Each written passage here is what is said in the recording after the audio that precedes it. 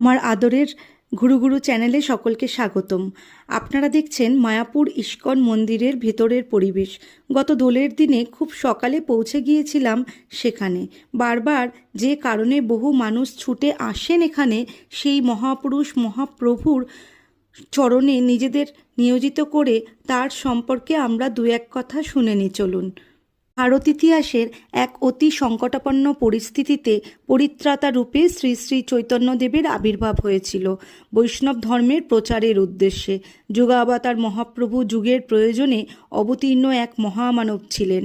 উত্তর ও পূর্ব ভারতের লোকপ্রিয় বৈষ্ণব সন্ন্যাসী ও ধর্মগুরু এবং ষোড়শ শতাব্দীর এক বিশিষ্ট সমাজ সংস্কারক হয়ে উঠেছিলেন এই মহাপ্রভু।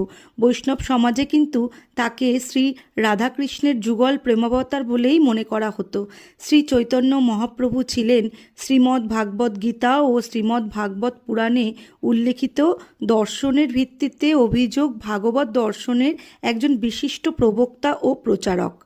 ফাল্গুনের পূর্ণিমা পুণ্যতিথিতে ধরাধামে তখন জোছনার আলোর বন্যা, আর গঙ্গায় জোয়ারের সময় চন্দ্রগ্রহণের যোগ চলাকালীন হরিধ্বনির কোলাহলে ভিটেতে অত্যন্ত মানুষের ভিড়ে এই মায়াপুর গ্রামের শ্রীহুট্টিয়া পাড়ায় মহিলাদের উলুধ্বনির মধ্যে শ্রী জগন্নাথ মিশ্র ও শচীদেবীর কোল আলো করে এই জগতে অবতীর্ণ হলেন আমাদের প্রিয় মহাপ্রভু।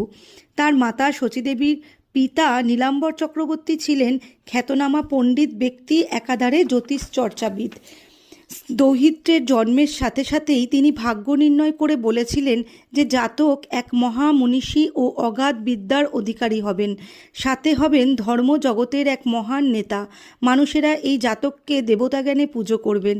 দাদামশাইয়ের ভবিষ্যৎবাণীকে সত্য প্রমাণিত করে জ্ঞানের কাণ্ডারি নিমাই শুধু অগাধ পাণ্ডিত্যের অধিকারী ছিলেন না, ধর্মজগতে এক বিশিষ্ট বিপ্লব সৃষ্টি করেছিলেন তিনি। একাধারে সমাজের ও সাথে ধর্মজীবনের সমস্ত কলুষতা দূর করে এই পৃথিবীতে ভক্তির বন্যা এনে দেওয়ার অগাধ ক্ষমতা রাখতেন শ্রী চৈতন্য মহাপ্রভু। পিতা জগন্নাথ মিশ্রের বড় ছেলে ছিলেন বিশ্বরূপ। তারপর বেশ কয়েকটি পুত্র ও কন্যা সন্তানের মৃত্যুর পর জন্ম হয়েছিল মহাপ্রভুর।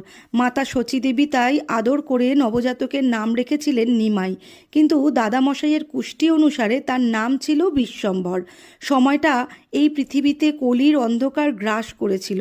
মানুষ যখন বাহ্যিক জ্ঞানে মুগ্ধ হয়ে আত্মিক শান্তির অভাব বোধ করছিল, ঠিক সেই সময় করুণার মহাসমুদ্র হয়ে আবির্ভাব হয়েছিল এই মহাপ্রভুর।